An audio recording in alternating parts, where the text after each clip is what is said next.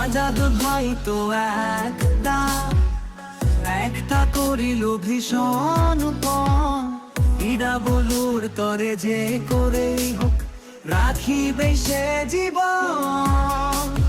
সকলে বলিল আহা কর কি আজাদ ভাই।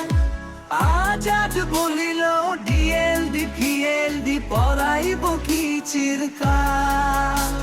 আমি না করিলে কে করিবে আর উদ্ধার এই লাল দালাল। তখন সকলে বলিল বসিয়া বসিয়া তো ভালোই বাল ফালান।